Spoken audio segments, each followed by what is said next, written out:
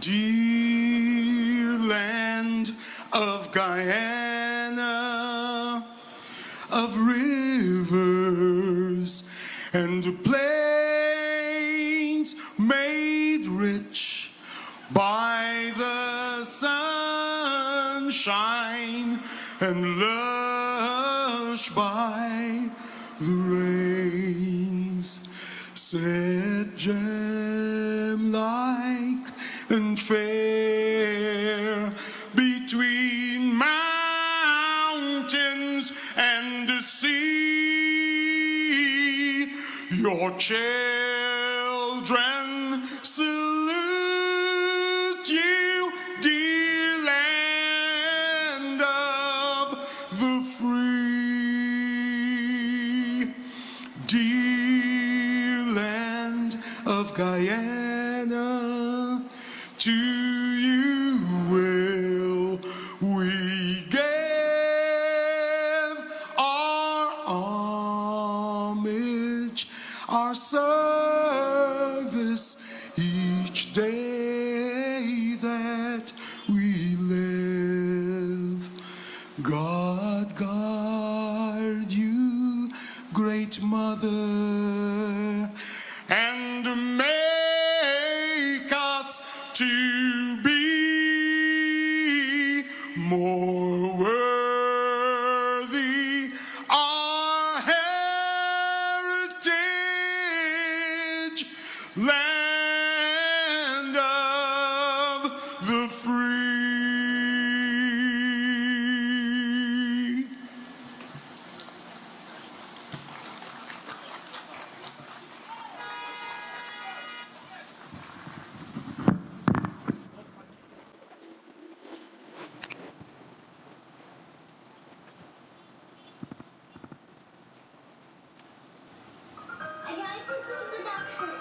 So here we are under the stars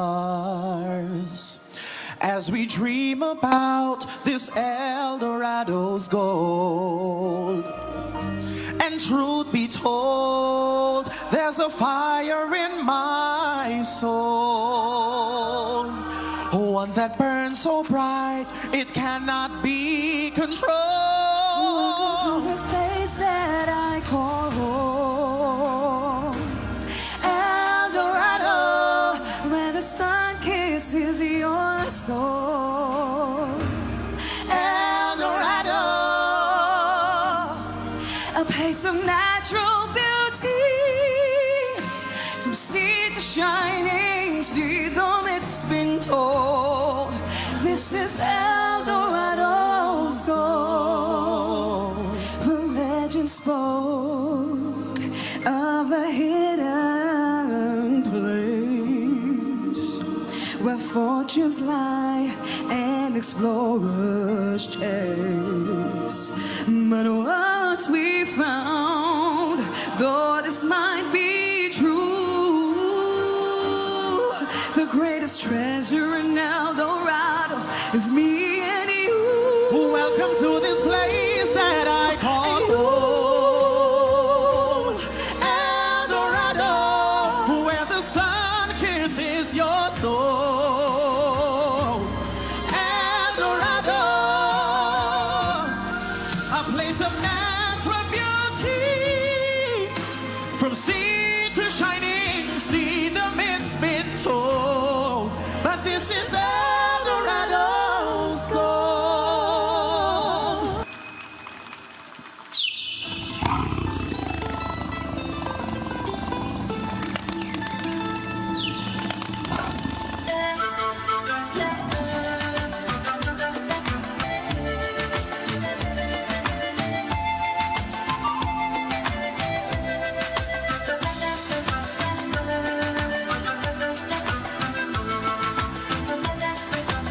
His Excellency Dr. Mohamed Irfan Ali, President of the Cooperative Republic of Guyana, First Lady, Her Excellency Mrs. Aria Ali, Prime Minister of the Cooperative Republic of Guyana, Brigadier Retired Mark Phillips, Honorable Colin Crowell, Minister of Housing and Water, Honorable Susan Rodriguez, Minister within the Ministry of Housing and Water, other members of Cabinet, special invitees, members of the diplomatic community, government agency heads, and private sector heads as well. Ladies and gentlemen all, welcome to the International Building Expo 2024, which is being facilitated under the theme, Building on the Foundation of Sustainability and Unity.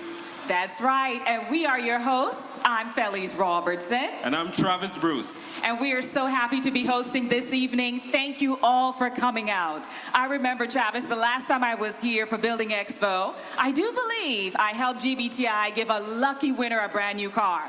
And there's so much that you can gain from being at Building Expo. So we want to give you some of the benefits. Those of you watching us right now on Facebook, of course, those of you joining on television, please ensure that you come on out because there are many, many benefits to being here. Right, Travis? Definitely. There's more than 500 companies participating in this year's Building Expo. We have international companies as well that is represented from the United States, Canada, India, China, Barbados, Trinidad and Tobago, and so much more. But you need to come out because this year it's looking at sustainability in housing and all the innovation that we are going to see transforming. Of course, it would be remiss of me to not mention all of this is being done in the 4th year anniversary of the Dr. Mohamed Irfan-Ali-led government. So let's give a round of applause for the PPPC government for all the work that has been facilitated over the 4 years. And we are so pleased to welcome you. So our next speaker, I believe, needs no introduction.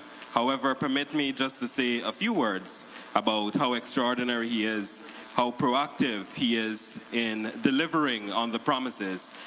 Ladies and gentlemen, please rise as we welcome to the stage His Excellency Dr. Mohamed Irfan-Ali, President of the Cooperative Republic of Guyana, as he delivers the keynote address here this evening.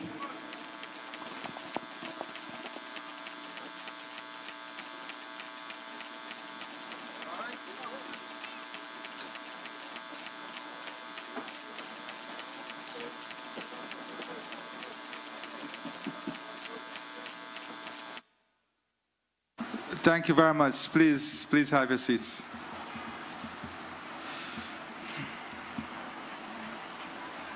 Our dear Prime Minister,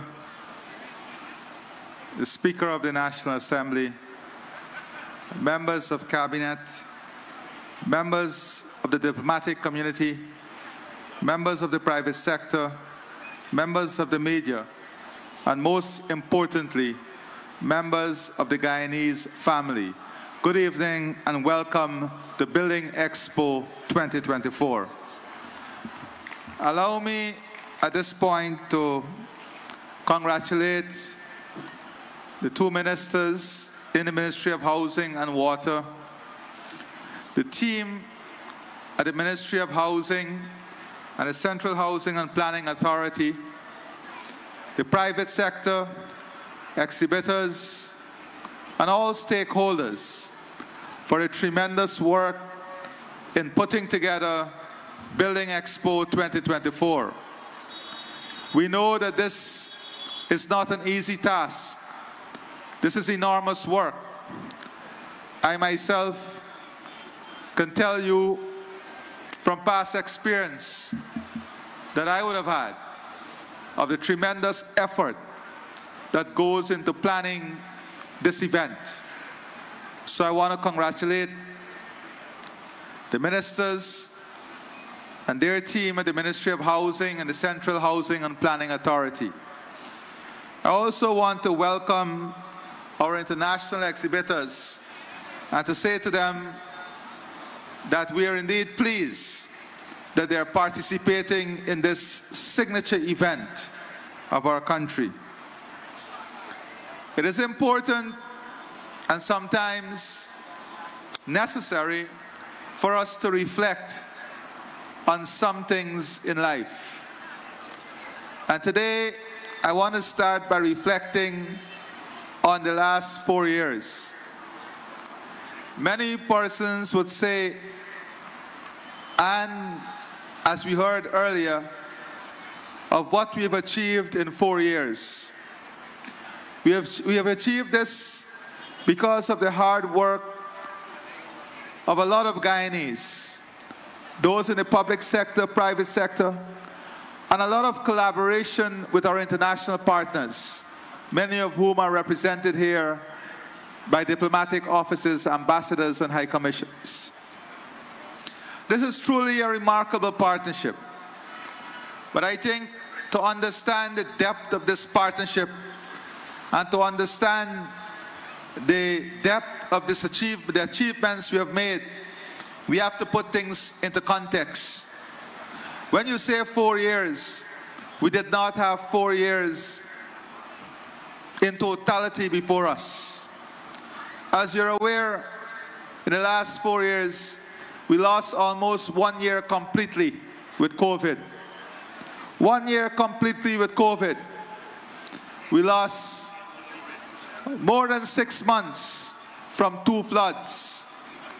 We lost time also with extensive and long drought season we had.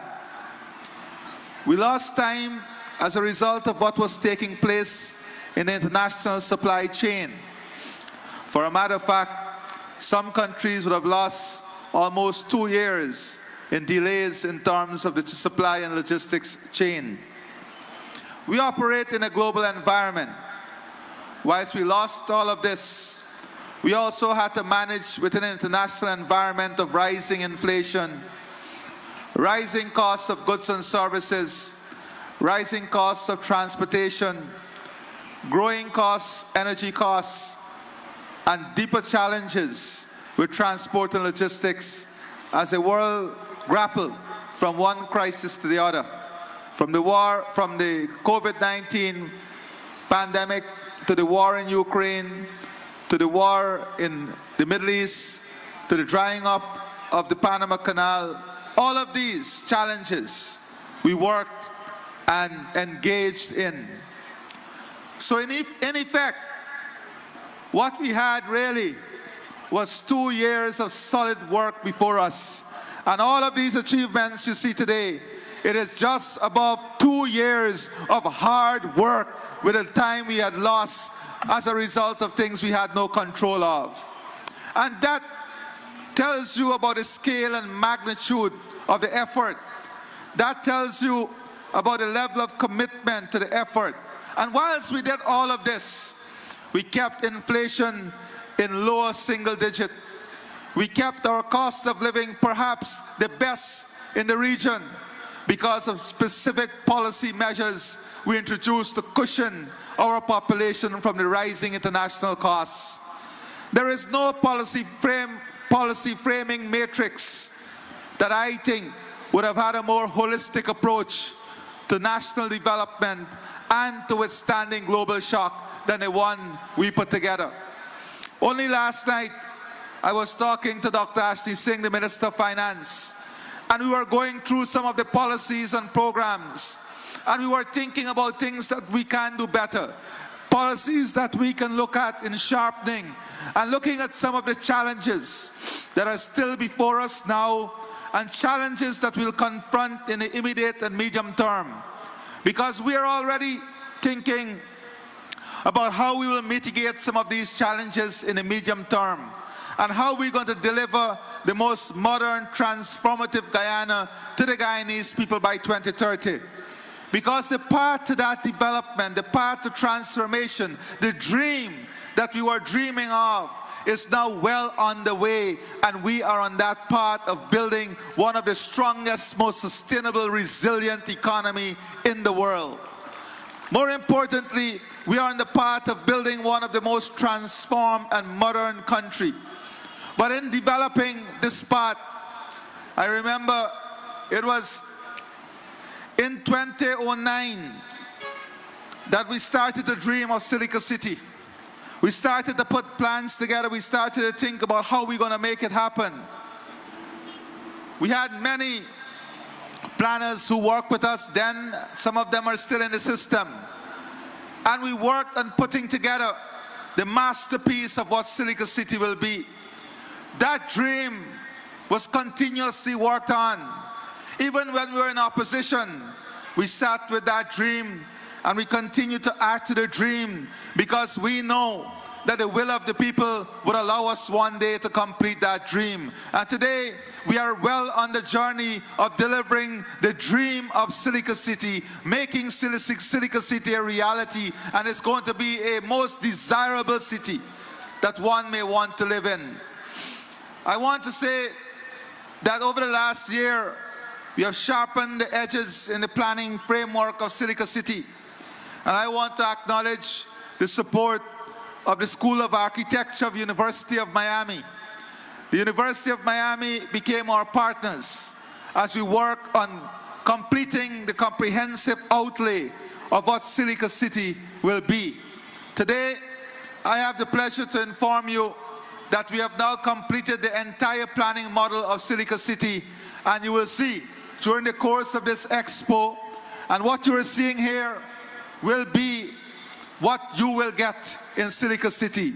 A city that is sustainable, resilient, a city that is naturally beautiful, a city that is modern and innovative, a city that is in advance of its time, a city that will be built for 100 years ahead of what time will be, a city that will bring tremendous interest and position Guyana as one of the most sustainable story in urban development. This city, and we have a favorite song, and the city is built on. This city is built on love. It is built on nature. It is built on our culture. It is built on our tradition. And it is built on innovation and sustainable development. And what you will see in this city is not only a place to live, but a place in which you will live healthy, a place that is safe, and a place in which the future generation of Guyana would be proud of. That is a resilient city that we are building. I'll speak a bit about that a bit later.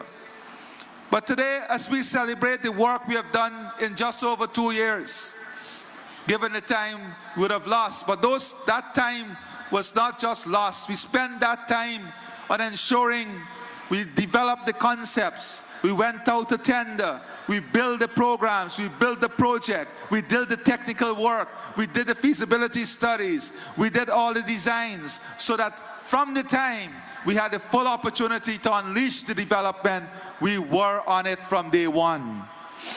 My friends, it is not only the building of houses and expansion of housing communities. It is the building of more than 150 schools, some of which would have already been completed. Some are under construction. And this year, every single school in our education system will see some form of rehabilitation, maintenance, or improvement. Every single school. It is not only the building of schools, but it is the more than 180 wells we have completed, water wells, new water wells that we have completed or are under construction. It is the more than 35 health centers, new health facilities that we have completed or under construction, and also our commitment of improving and maintaining every single health facility under the Ministry of Health this year. All of those facilities we have budgeted resources for. I'm not going to tell you about the tens of thousands of new kilometers of roads, the tens of thousands of new kilometers of drainage and irrigation that we have completed so that we can open up new opportunities, create new growth pole, and advance the development of our country. These are things that we should all be proud of. But the journey is not without challenges. There are challenges, but in every challenge we see the opportunity. And in every opportunity, we look forward towards the result. And the result would be that all of us with home aspiration, home ownership aspiration, will see those aspirations realized under the People's Progressive Party civic government. And I don't say this emptily. I say this because I want to trace history and the facts. And you know, as a young technician, we had a young parliamentarian on the benches of the opposition, who is now the Speaker of the National Assembly. And I remember my early days, very young days, going to Parliament as a note-taker. Dr. Ashley Singh and a few others who were around then as technicians would tell you that we would engage.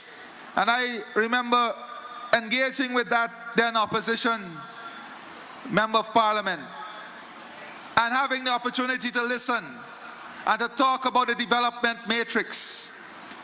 Over time, I think the younger people and those who are new to Guyana would not appreciate the monumental changes and the type of policy making matrix and what it has brought for Guyana. And I just want to spend a brief moment tracing the evolution of this sector. Between 1992 and 2015, it is important for us to trace this segment of our history in the housing sector. In 1992, we had one of the highest debt burden per capita in the world. Our debt to GDP ratio was 750%. Now those who look at Guyana today, the new investors, you would not imagine this, that this country in less than 35 years ago had a debt to GDP ratio of 750%. That is what we inherited. A debt to GDP ratio of 750%. In those days, in 1992, the debt per capita was more than 355,000 Guyana dollars. In those days, 35 years ago, the debt for every single Guyanese was 355,000 Guyana dollars. In that year, 94% of the country's revenue was used to service the country's debt, one of the highest in the world.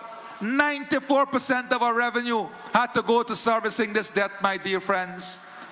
Imagine coming to government, inheriting this, but still capable of building what we built today. And it's important that we trace this history, because I want you to understand what we achieved even before oil. Because what we achieved was a direct result of a government, a system of government under the People's Progressive Party Civic that prioritized certain key areas, that invested in our people, that understood the policy making matrix, and that developed policies that changed the lives of people, that brought Guyana from this situation to today, where we can celebrate the fastest growing economy in the world. In less than 35 years, imagine moving from a debt to GDP ratio of 750% to a position of being the fastest growing economy in the world. That is no mean task. Poverty was pervasive because of the economic decay. Our social sector was broken, and it was the worst in the Caribbean. Today, we are fighting with traffic to get to the airport. In those days, it would take you hours from Georgetown to the airport because you were fighting with potholes and no roads. In 1992, 43% of the population, 43% of the population lived in absolute poverty, 29% in extreme poverty. And this was according to the Household Income and Expenditure Survey. These surveys reveal that the incidence of extreme poverty was more pronounced in rural interior. 70% in the rural areas. What we call the countryside and the hinterland. The poverty rate in those areas was 70%. Today, look at these areas. Look at Vredenhoek, look at Parika, look at Palmyra, look at Linden, look at the Linden-Soestdijk Highway. You would not believe that in less than 35 years ago, almost 70% of the population lived in extreme poverty. My friends, according to the World Bank, the poverty rate in Guyana measured as a percentage of people living on less than $5 per day, was 85%. At that time, 85% of the population was living on less than $5 per day. This is important for this new generation of Guyanese who are inheriting a different Guyana, who are inheriting a changed Guyana, who are embracing a bold and transformative future. For us to remain grounded, for us to remain solid to the task of nation building, we have to understand these challenges. It is these challenges that we overcame together that allows us to remain grounded. My friends, upon taking up office, this government, the PPC government, had to grapple with these realities. And the reality of having more than 75% of the population not having access to water and more than 50% of the population not having access to secondary education and primary education in totality. That was a challenge that we confronted. We confronted a country that was classified as a highly indebted poor country. A highly indebted poor country. By the time we got to 2006, we were one of the fastest growing economy. In 2006, we were one of the fastest growing economy in Latin America and the Caribbean. By the time we got to 2009, we were among the fastest growing. Today, after oil, we are now the fastest growing in the world.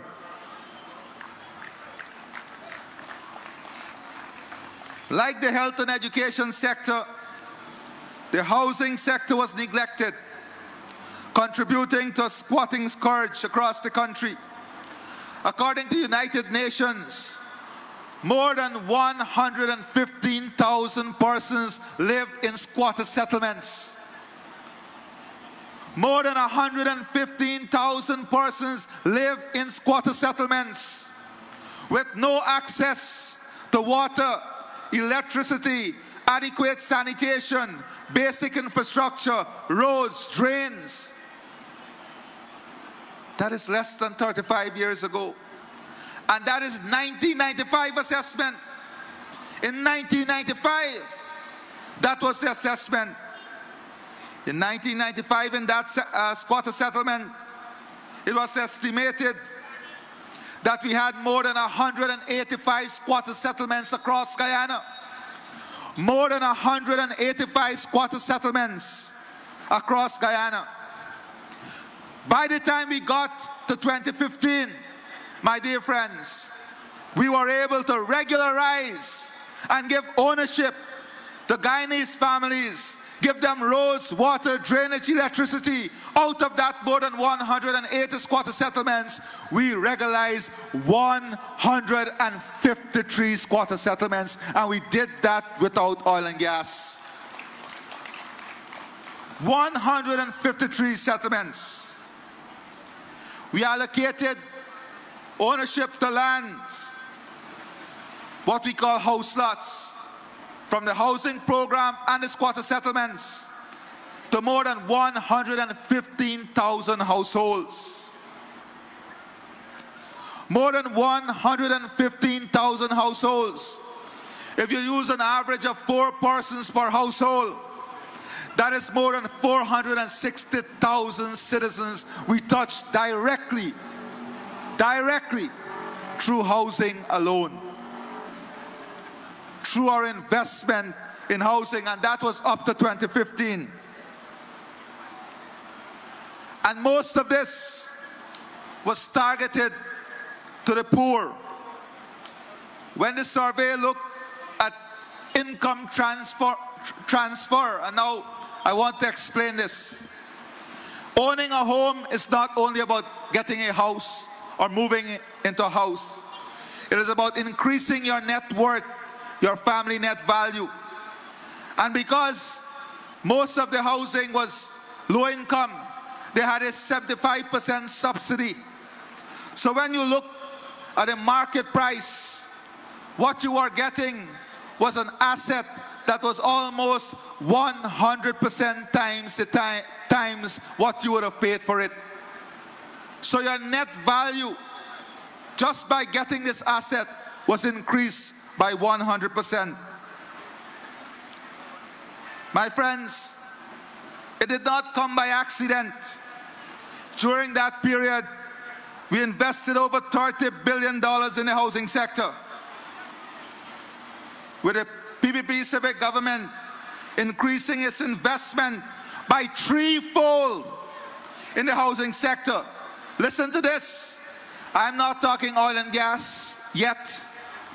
This is pre-oil and gas. We increased our investment in the housing sector threefold, from $2 billion in 2004 to $6.75 billion in 2014. This is because our focus was always on empowering people in home ownership. Between 2000 and 2010, almost $23 billion of new wealth. $23 billion of new wealth between 2000 and 2010 was transferred directly to low-income families. $23 billion of new wealth was transferred directly to low-income families. And if you go through those housing schemes, where those low-income homes were in 2010, today you can't recognize them, because as a result of that wealth transformation and value escalation, they have now all built modern high-income houses. Many of them refinanced their homes and their own businesses.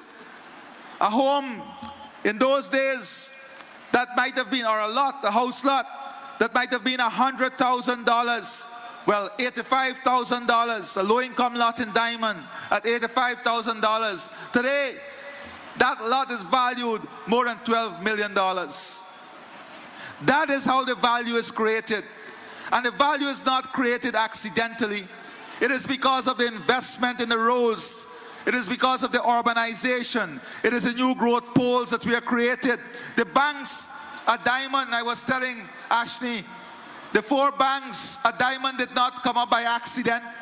That was by carefully articulated policies that allowed 4 commercial banks to establish themselves in Diamond. The new banks in the hinterland, in Parika, in Berbice, trace the evolution of the expansion of the banking sector. And you will see the expansion of the banking sector was directly correlated to the policies of the People's Progressive Party civic government. They are directly correlated to the growth poles and growth opportunities that we created as a result of sound policy making. Not guesswork. Many people just see the roads and drains and the houses. You don't get to see the thousands of hours that are spent in the night designing and planning, framing the policies, because that is hard work that is done behind the scene so that we can get to the point of home ownership. And I salute all our public servants, all those who work tirelessly with us in ensuring that this vision will be met. During that period, we introduced many transformational programs.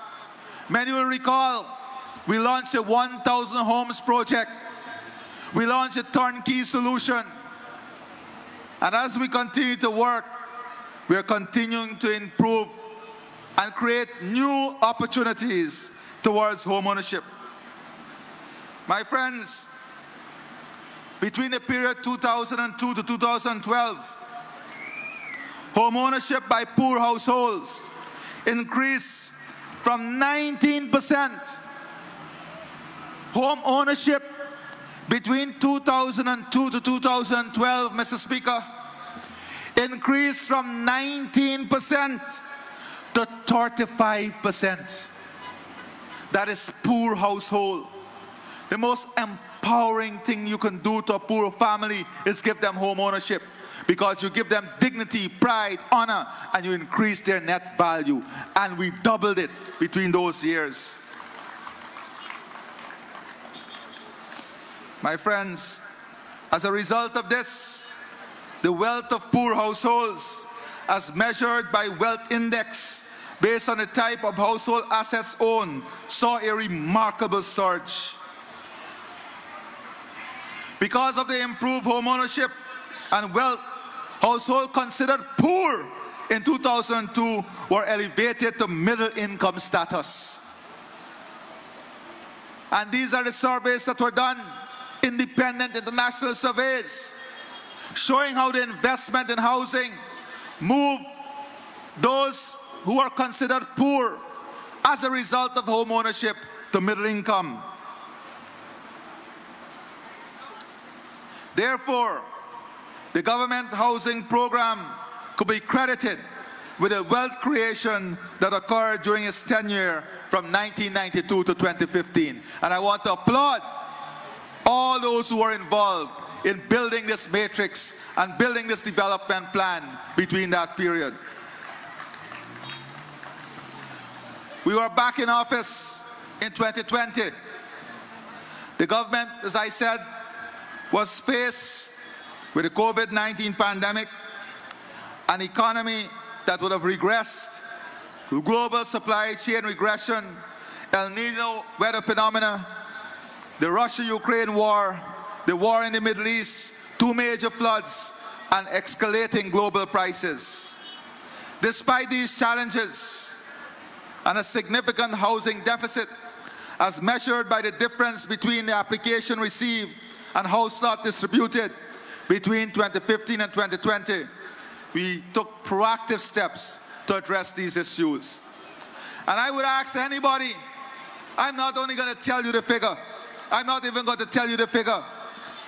You look what was expended in housing between 2015 and 2020 to give you less than 3,500 new house lots, because more than half of the 7,000 what they inherited. When you look at what was expended, you might very well see that they expended more on giving those house lots than we expended on giving more than 25,000 house lots. Because the focus on spending was wrong. We left a system where less than 15% of the cost center was operational costs. When we came back into office, for a matter of fact, in the PSC, once I had to examine the accounts, and more than 70% of the costs went to operating costs. If you run a private sector business and you grow operating costs from 15% to 70%, it's a failure. Complete failure. Because you're running the business into bankruptcy. Check the resources we left in the housing fund in 2015 and what we inherited when we came back, and where those resources are back today, even with the level of investment that we are making in infrastructure. And it tells you a story. It tells you the difference between sound planning and mediocre planning.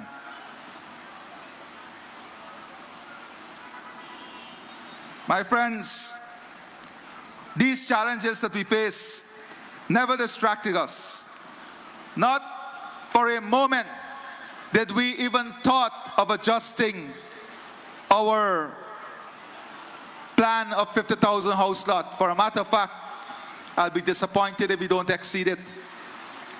Because the minister in his 35,000 is not accounting for the residential lots we give out from Lands and Survey.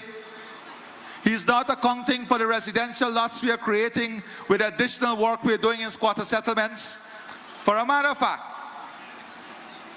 we left a program to complete the regularization of old housing schemes. On track. Today, we're going to solve a 60-year problem by having people who live in Monrepo, a section of Monrepo, for the first time, getting title to their land that they're living on for 60 years. I'm not saying these things to say that everything is perfect. I'm saying these things for you to understand the work and for you to appreciate that yes, there are challenges, But in the context of those challenges, there are so many successes. I'm not saying these things because I want you to compare political leadership. I'm saying these things because I want us to have an understanding of the facts, the truth, the reality, the story, so that when we do our analysis, when we make our prognosis, we are making it from a position of facts and not a position of bias or a position of propaganda. My friends, today, the dream is even bigger. And with the love and support of the people, we will have this Silica City realized by 2030. Nothing would stop us. We are going to engage, continue to engage with the best planners. Young people, experienced people, and the global community is where our learning must come from. We must learn from the mistakes that other cities would have made in the building phase, so that we create a product that reflects the soul of our country. And if you look at the design of Silica City, you will see it is that of a tree with a main stem and branches and leaves that separate the different sectors that will make up the whole of Silica City.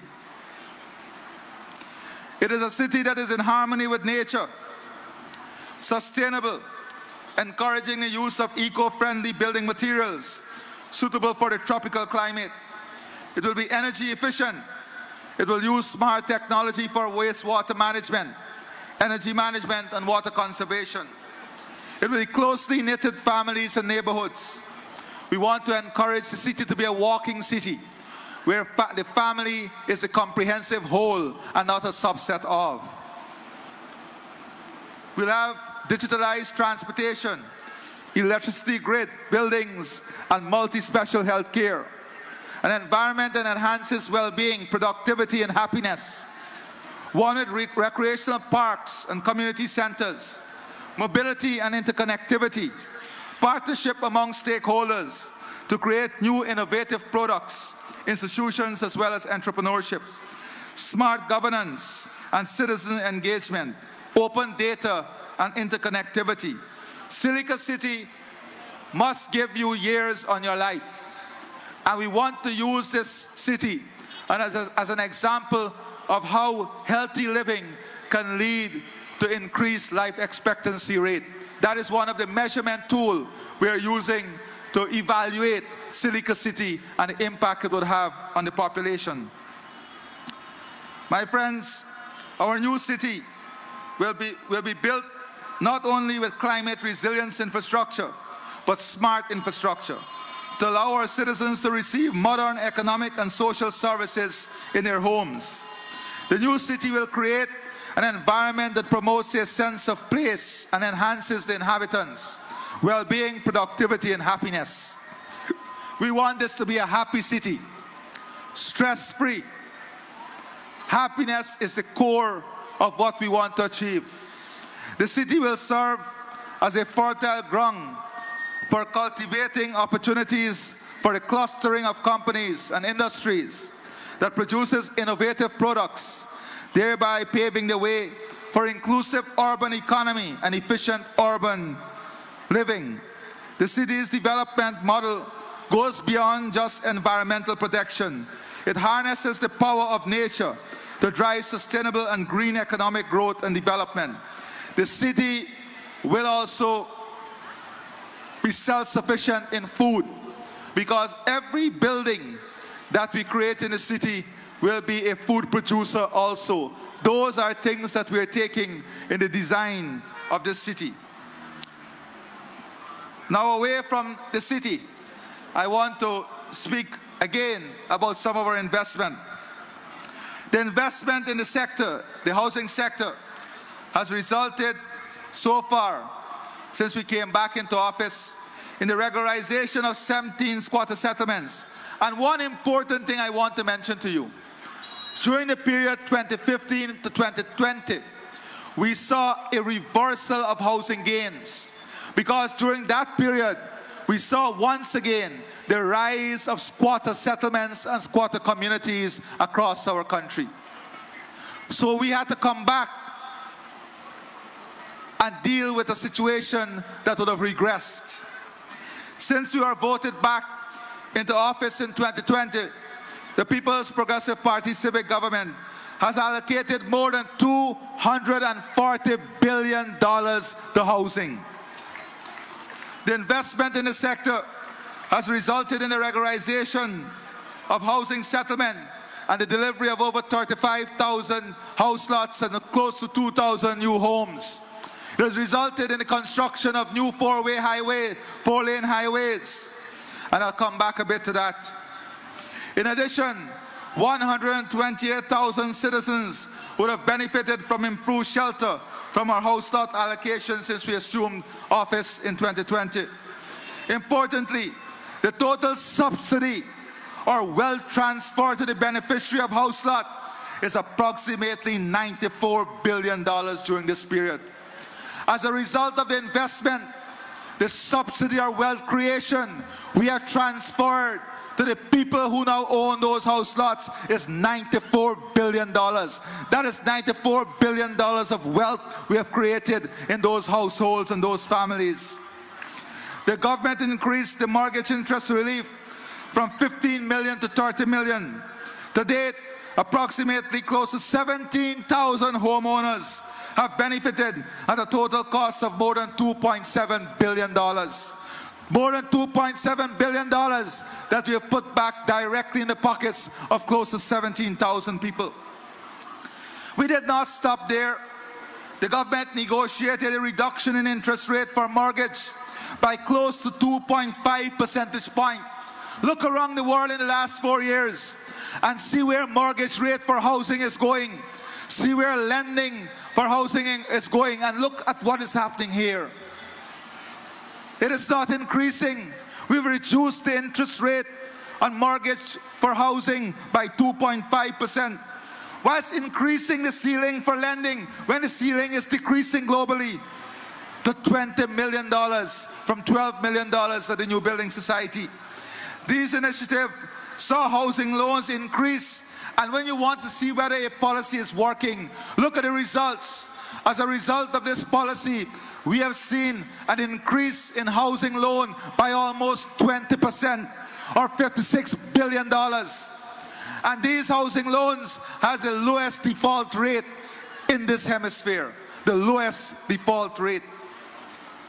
A conservative estimate, let me also say that we have built close to 3,000 homes at a value exceeding $11 billion. At a conservative estimate, the wealth transfer to the beneficiary of these homes is approximately $2.5 billion. And that is using a conservative 25% of the cost. I'm not even talking about a market price, but let me talk about the market price. Because when you look at the asset that we're giving you, and we have placed this on the market, for a low-income two-bedroom home, it costs you about $5.5 million. The market price, the difference between the market price and what you get it for is almost $5 million and $7 million in some other areas. So right away, in the modern financial world, you can refinance that asset, and get residual money that you can use to buy a taxi, open a small business, and graduate immediately from low income to middle income. That is the policy matrix that we're talking about. When you look at the young professional homes, the flat homes that we are selling for $15 million, the market value, the realizable market value right now is more than $30 million. That is increasing your net value from the time you get the key by 100%. These are the things that sometimes go unnoticed. These are the transformations that take place that sometimes we don't put the right value to. And just like you, I'm also smelling some nice barbecue. But we will stay a bit together before we get to the barbecue. My friends, and this is not only in one region, this is across every single region. Well, Minister Vindi, don't worry. These days, they're doing barbecue, eggplant as they call it, but Belange will call it, and it tastes very good. So we'll ensure that you get some of that. And I didn't even talk about what Minister Vindi is doing in her ministry. The tens of thousands of elderly folks who now enjoy a higher quality of life, where policies are aimed directly at improving the lives of people. But put on an expo so we can talk a bit about the sector too. But what else were we able to create?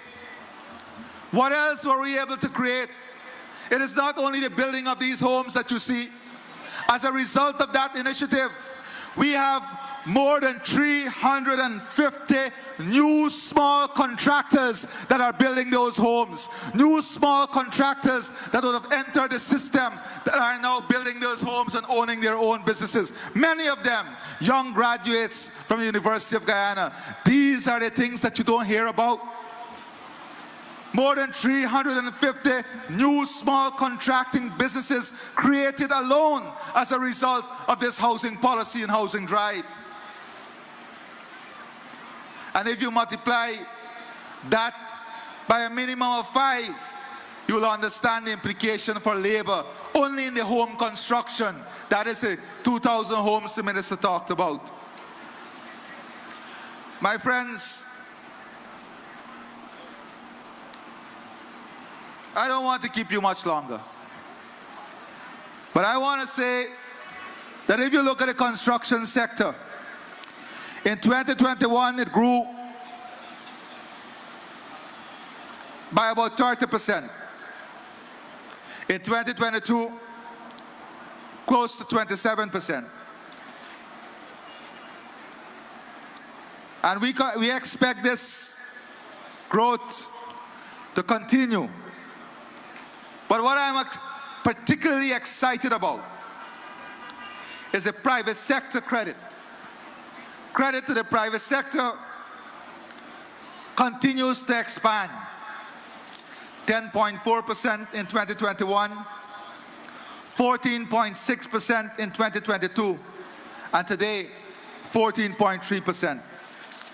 As I said, we have exceeded our expectations.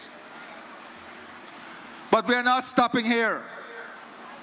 We are launching a new innovative project that is called the Homestead Program on the Linden-Soosdijk Highway, where before the end of this year, we want to build one of the fastest communities in the history of our country and the history of this hemisphere. We want to deliver 500 homes in 6 months. A remarkable task before us. But it's not just delivering the homes. These homes will be delivered to single mothers. Single mothers who will be the homeowners. But it is an economic model that we're going to test. These homes will be small farmsteads.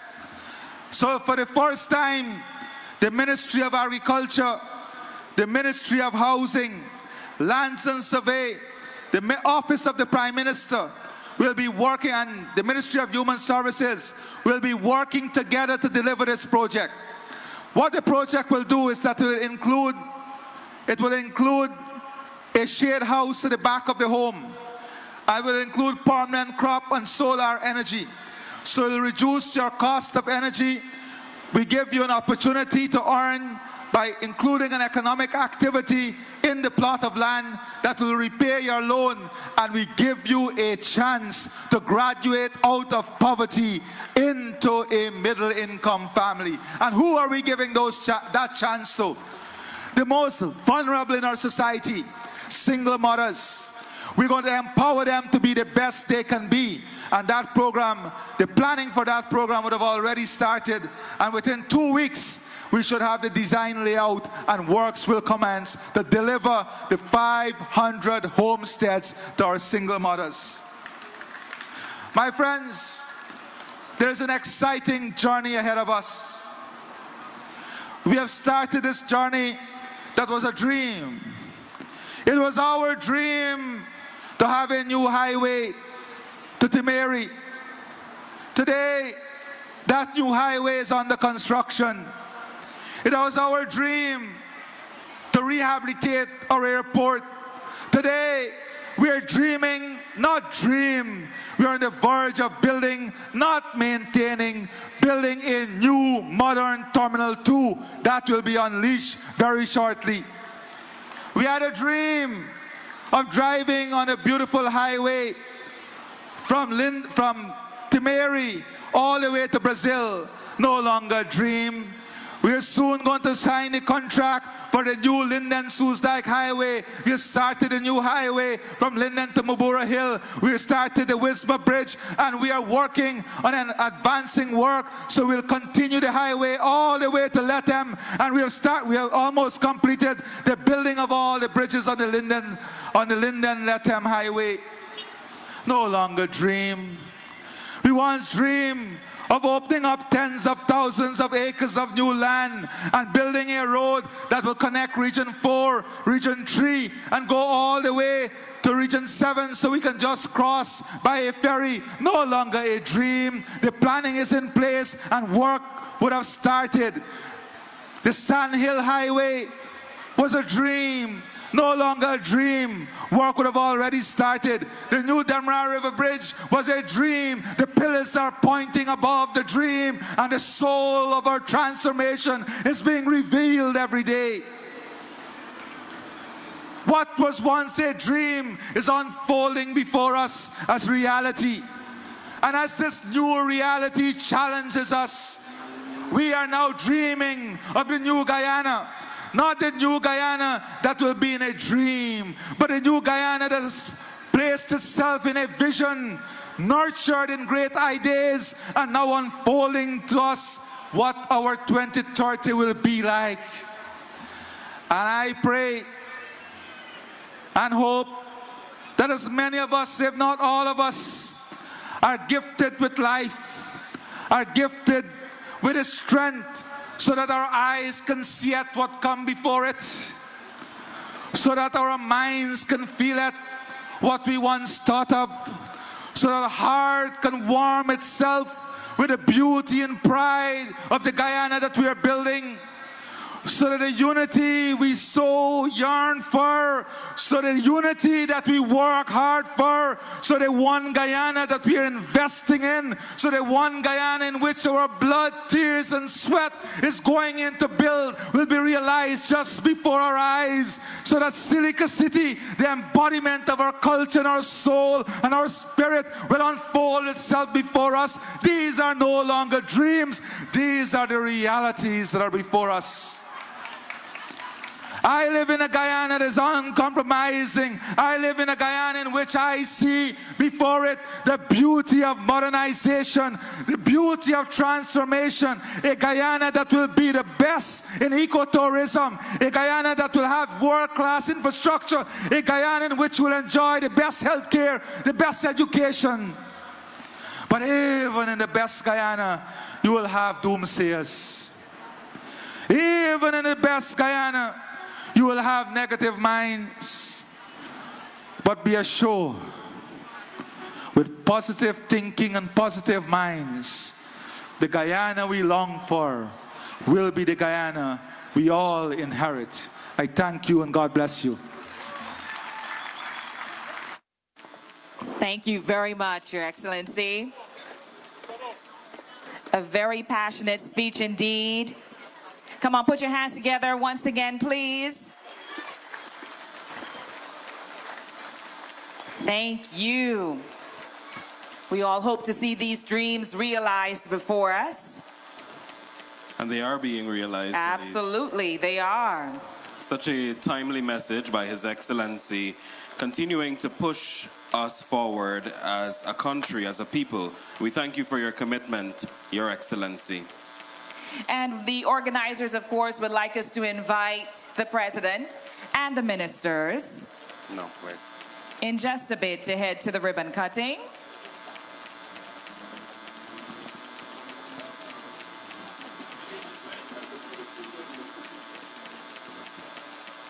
And of course, we invite our audience to view the video of Silica City, the vision that President Ali was talking about. That will be followed by a reception for our invitees. So please stay seated as we view that video. Thank you.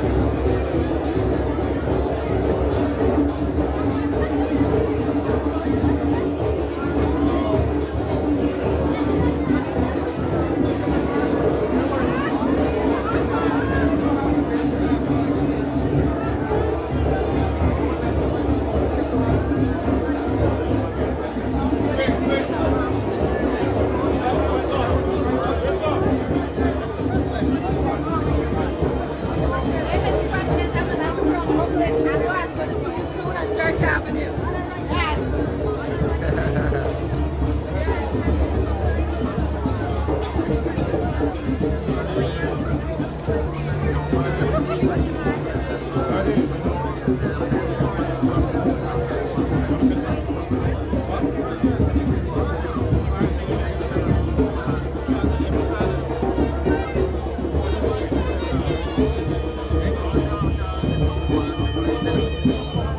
Step before.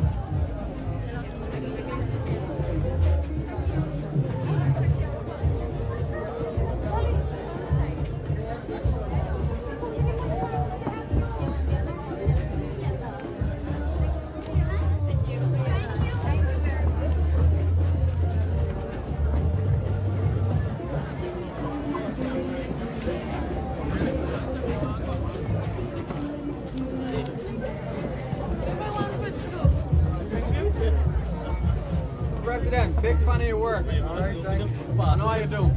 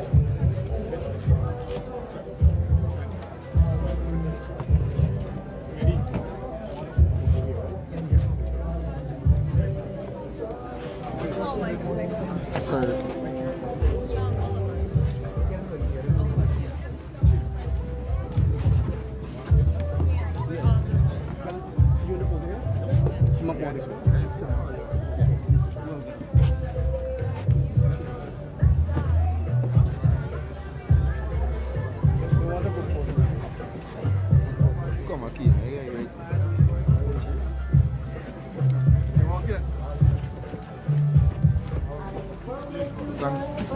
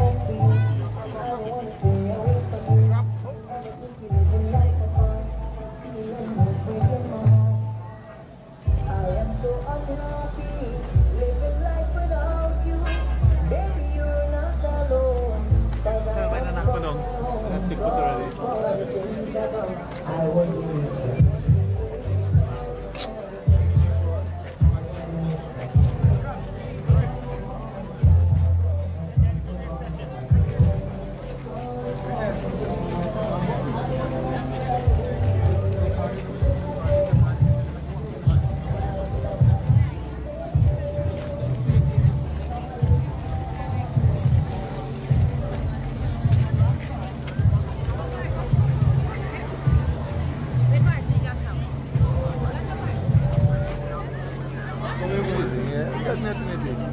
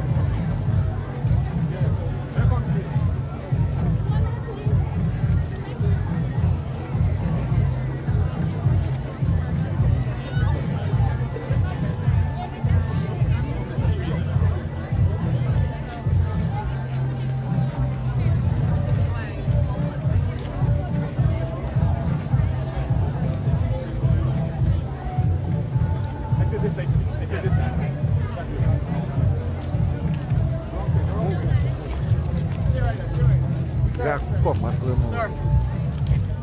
Present. Could I have a photo? You should key, no, Guyana.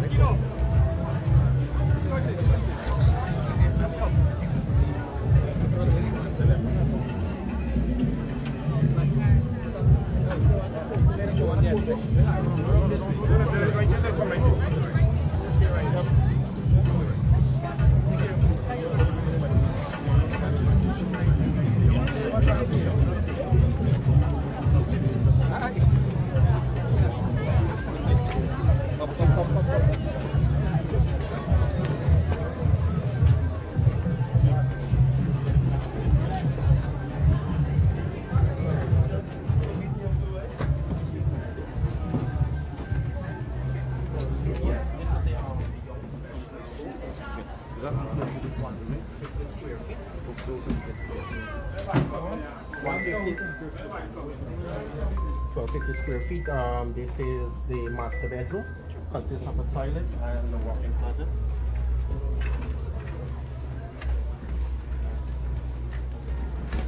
Coming up is our laundry.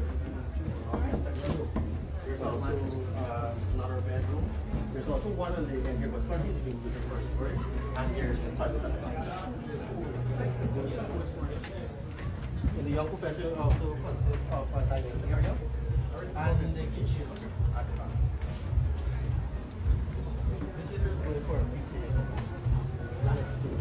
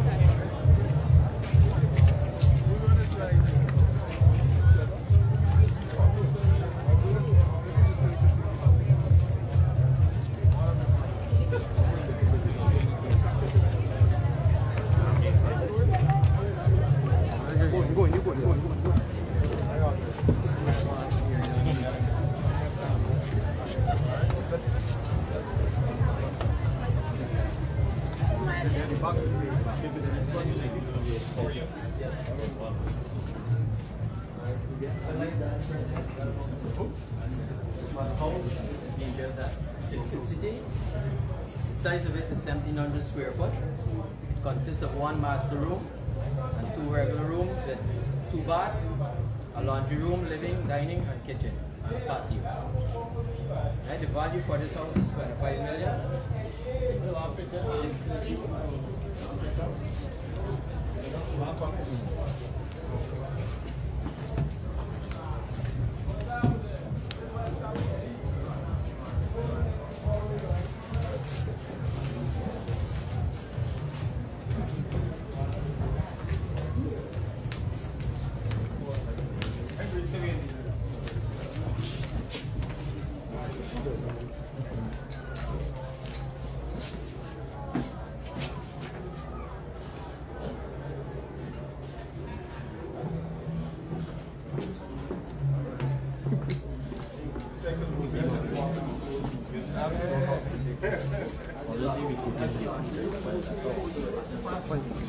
How are you? Very good? All right.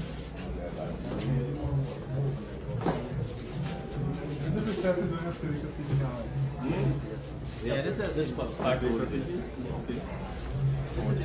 PM, you rethinking, no? 25 PM. No, 25 PM. 25? God.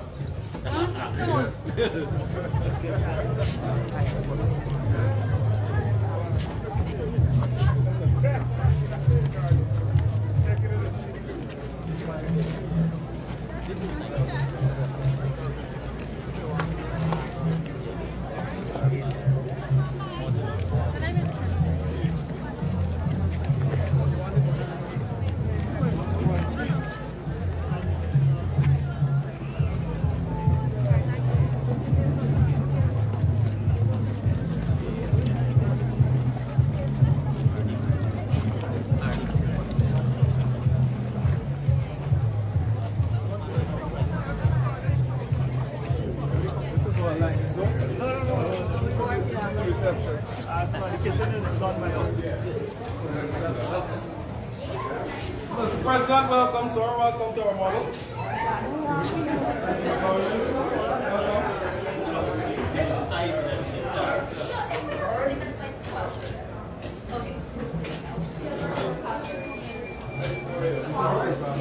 Yeah, it's a pretty one.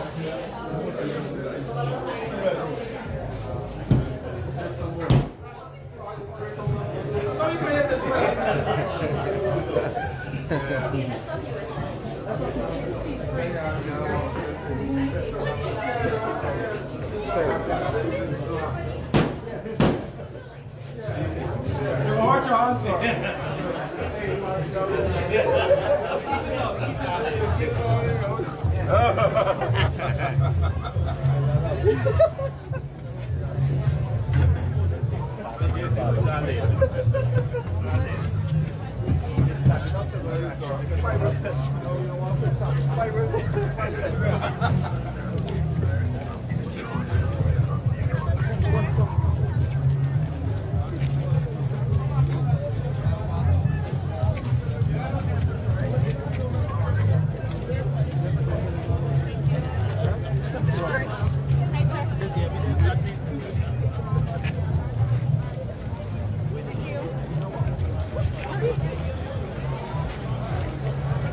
Look, look, look.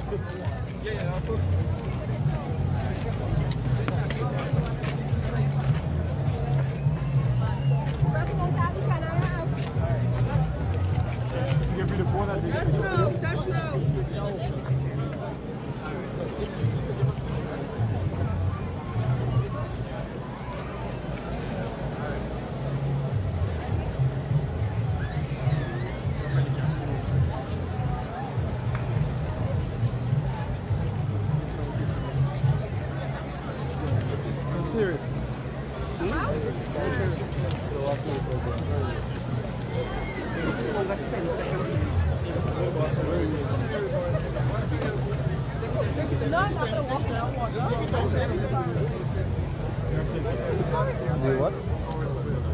No, this is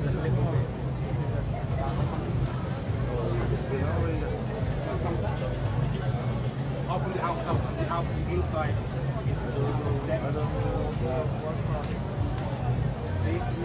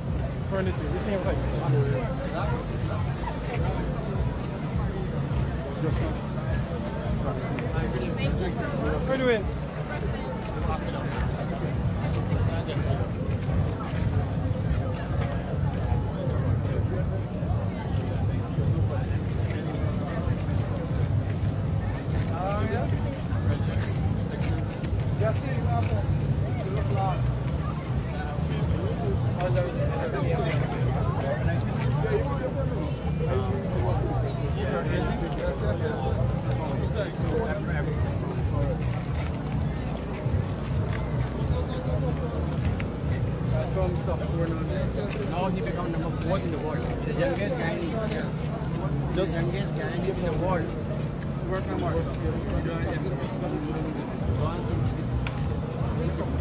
What do you mean?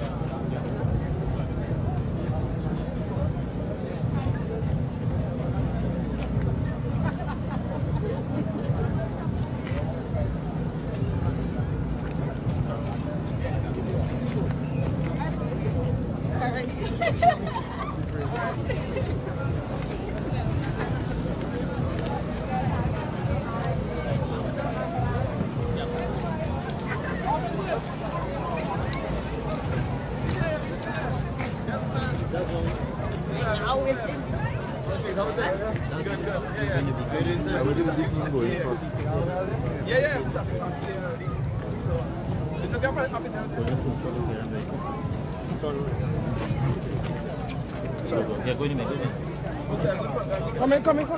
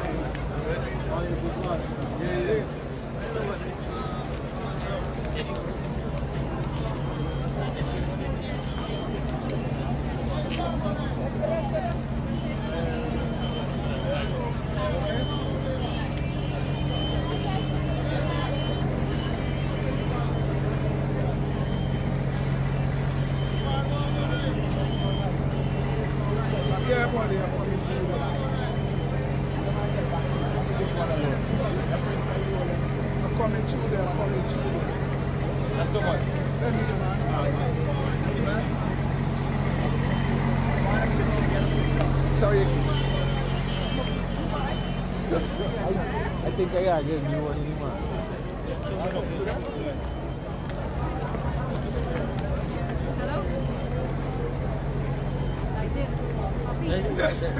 We need something with a serious, sir. This way, sir. This way, the entrance. This good, sir.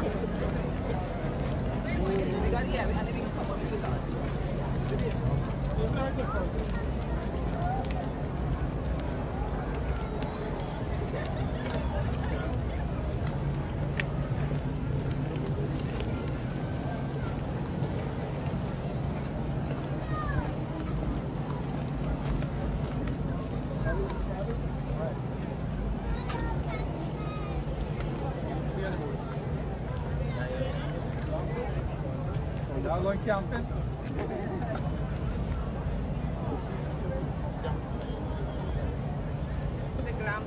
Come closer, stay close with them.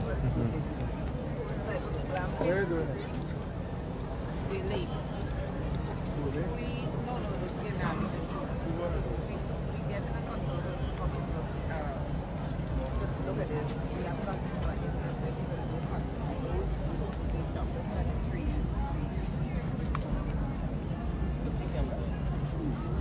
When is the bonfire?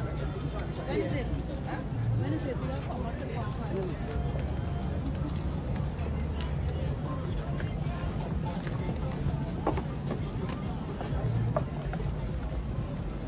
Okay.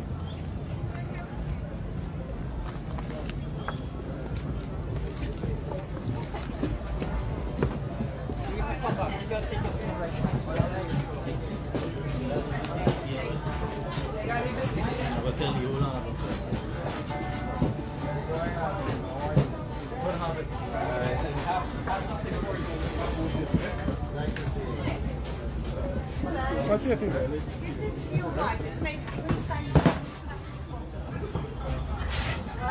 Sorry.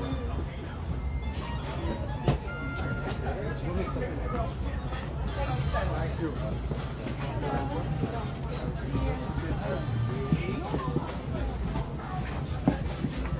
Very good.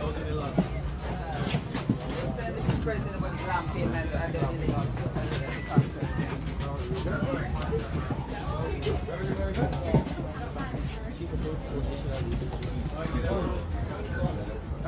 Here, behind you.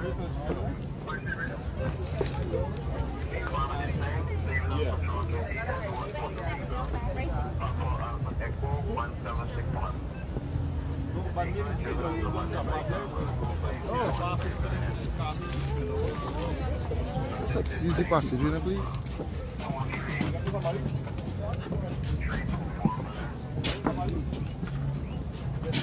Good night, President Valley. How are you? Good. What do you think of our summit this year? Good.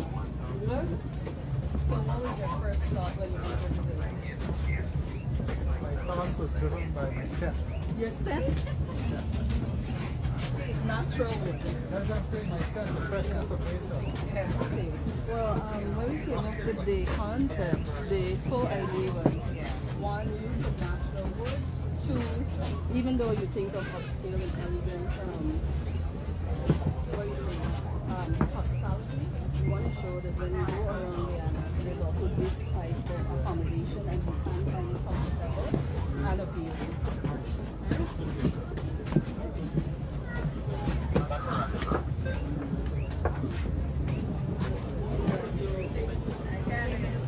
Thanks, Queen.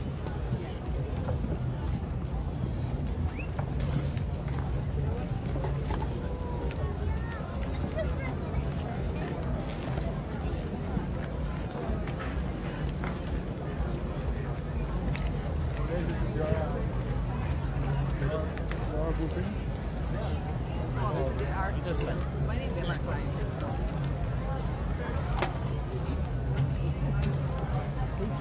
What do you work on?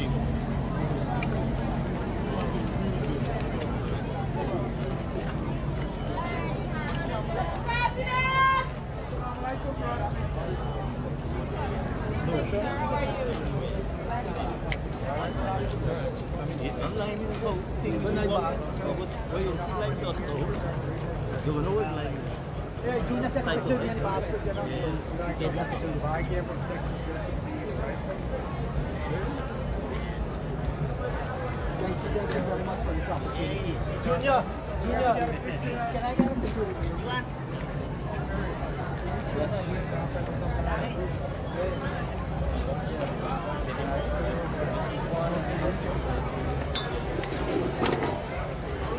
So I got one with the president. Quick.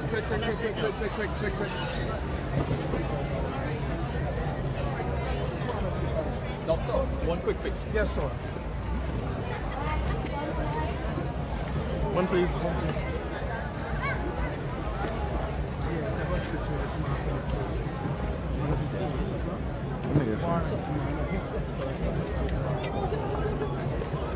You're fainting out. Yeah.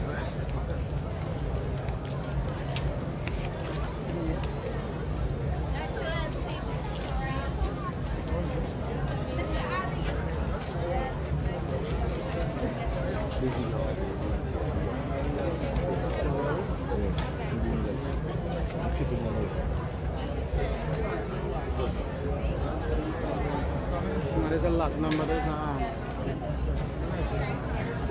You laughing and gaffing and got work to do?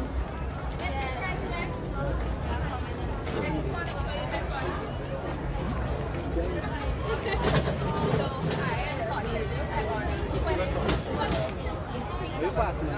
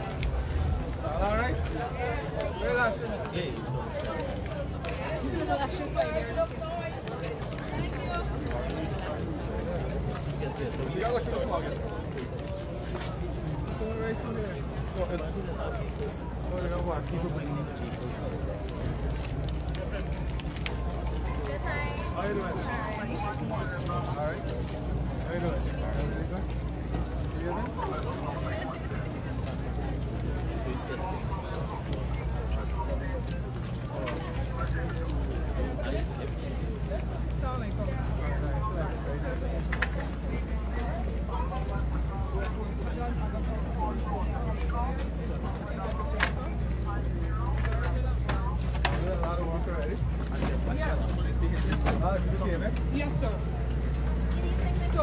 Let's go. That's fine.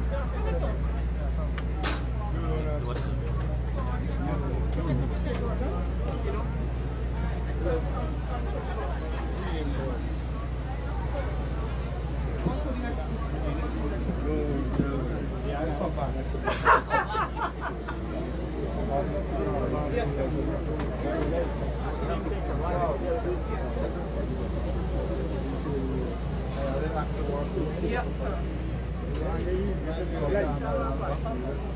Maybe with them first. You see how much people are dealt with already? How many? For 40. And I'm sure if they announce it more, much more questions. Great job, guys.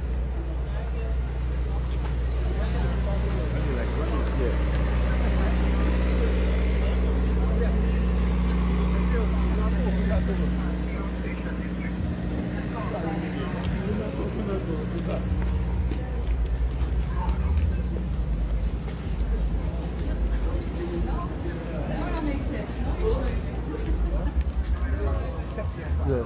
Oh, sorry. Thanks so much. Take it anyway. That's just that.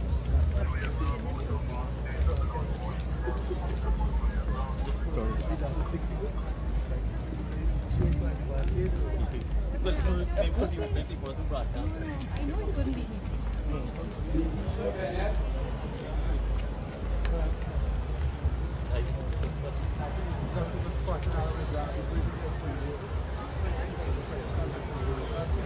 I am ready.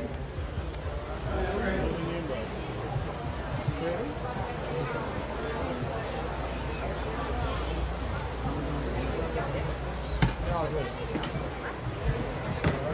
Abunchi Opara. Abunchi Opara. Leon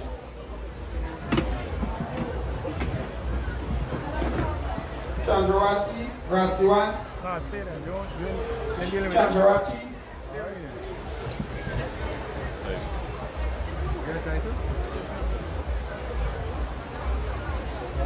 Ramnarish Rangasamy.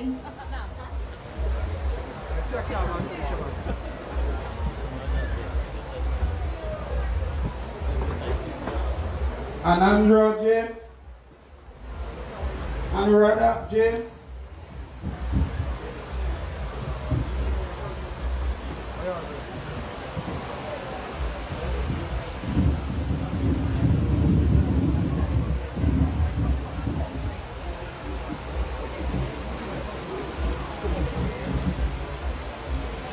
Pauline Massé. Pauline Massé. Pauline Massé. Sorry. Anne-Maria Elizabeth. Anne-Maria Elizabeth.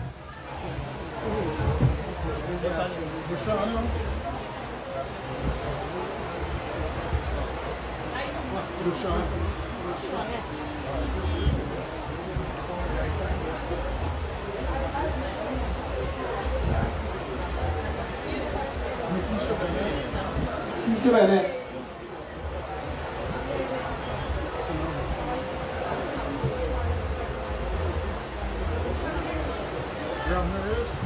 Ramnarish.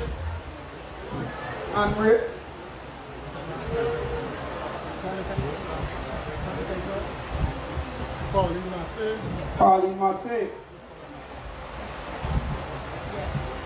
Eric Tucker. Eric Tucker. Shawnette ready. Shawnette ready.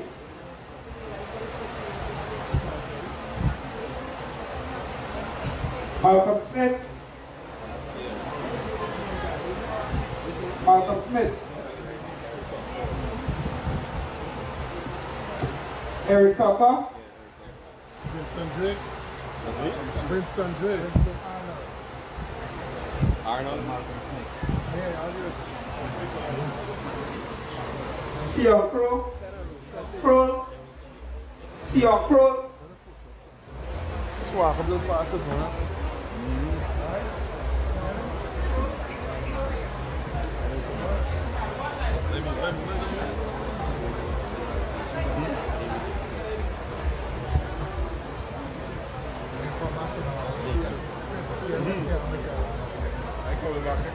We know he's coming back on holidays.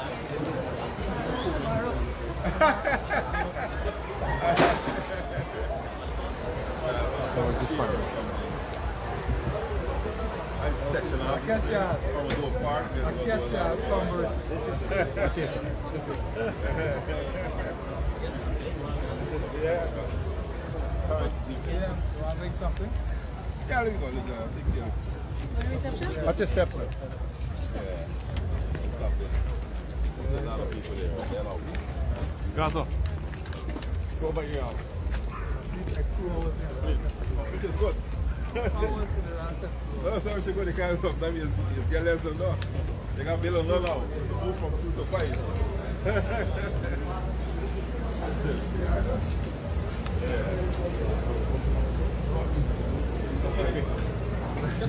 5 hours they're ready to go. Let's go.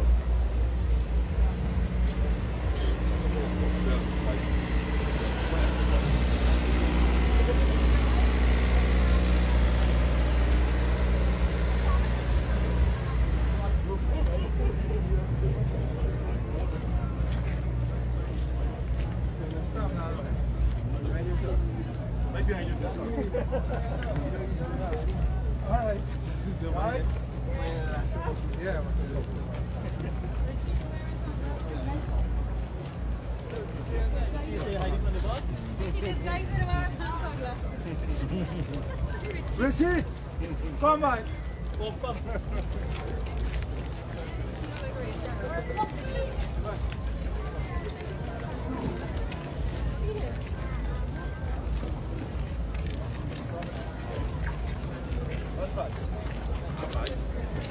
Cheers.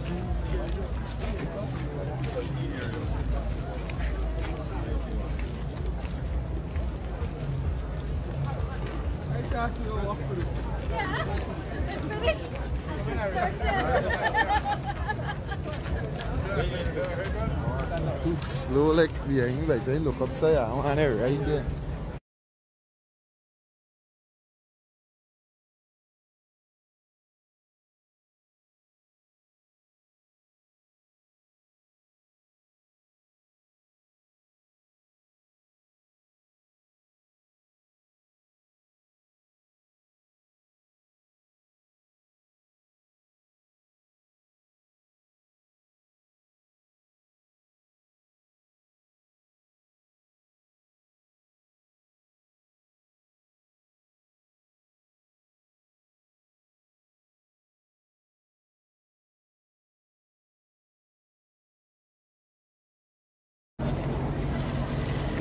Mr. President. Everything good? What about I can't be there.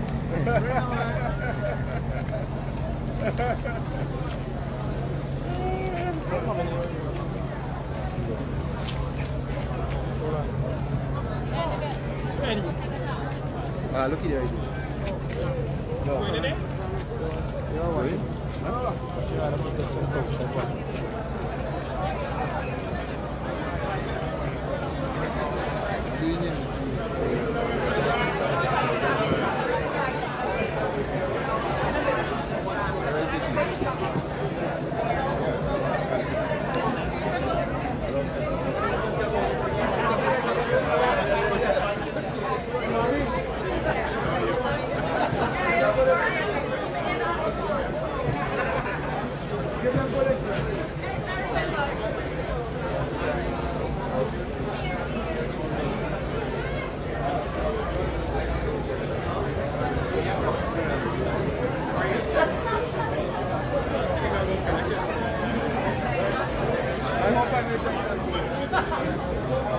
Batman in Porno.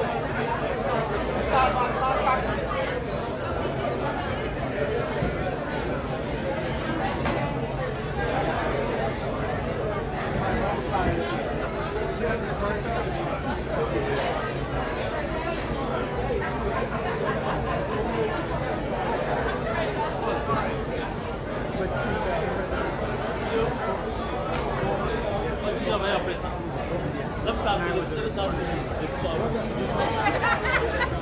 Hi dear. What's your name?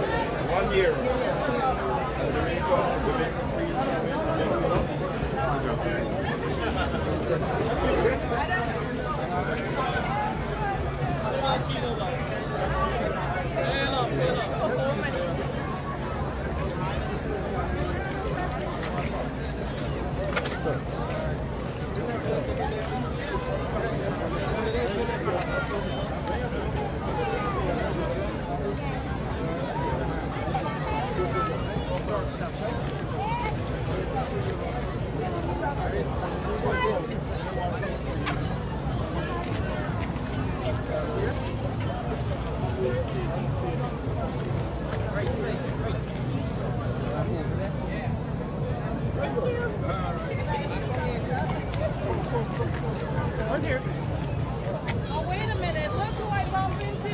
How are you? Good. Everything all right? Did you check out my... Can I take a picture? Yes.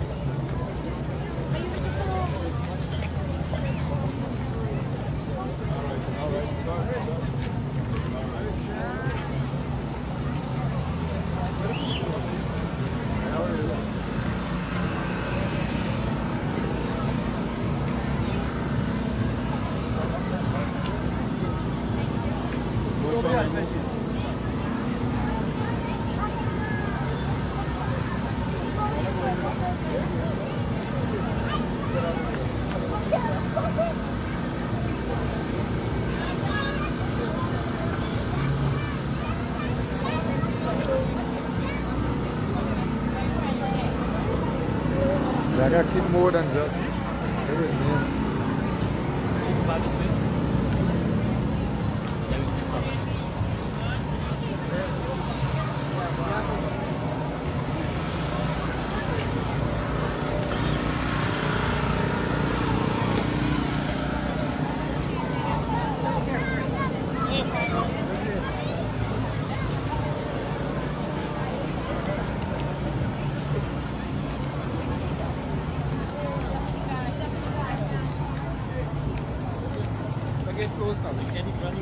The gate closed.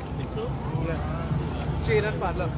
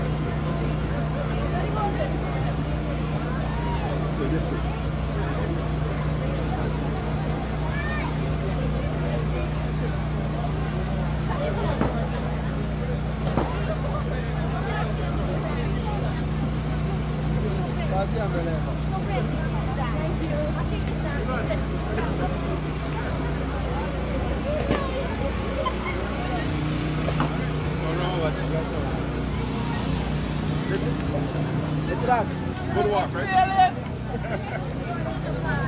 Right now, this walk, like a good 6 miles a good 6 miles, like over 4 hours. That's right. When I come here to Expo, like about 4 hours of walk.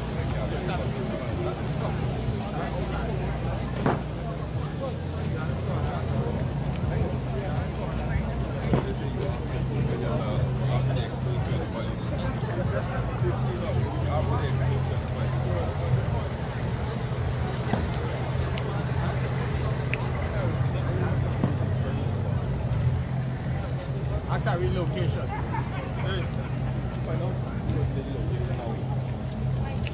Come here, Arun. Location. Wait. Oh, okay.